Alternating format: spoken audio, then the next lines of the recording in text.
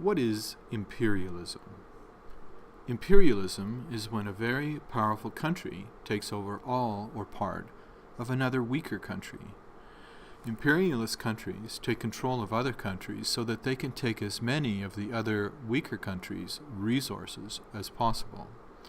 For example, the powerful imperialist country might take the weaker country's oil or forest products.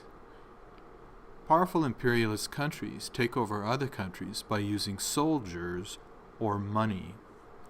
They use soldiers when they decide that they can only take over the other country by using military force. In this case, the powerful imperialist country sends their army to invade the weak country. The army kicks out the weak country's government, and they take over. Powerful imperialist countries use money to take over countries by building big businesses in the weaker country.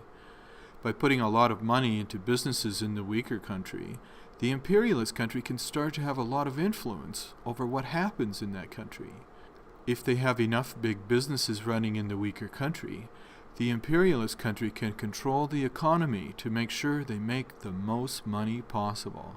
For example, the imperialist country would make more money if they forced the weaker country to have very low wages and very few rules about safety in factories.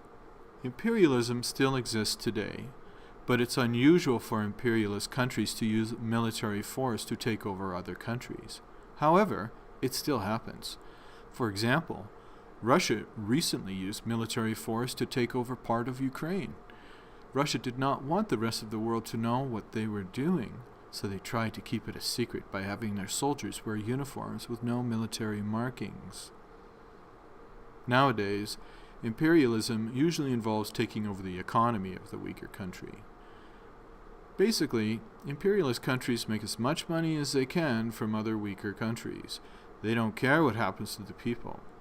Imperialism is all about rich countries making money without worrying about the consequences.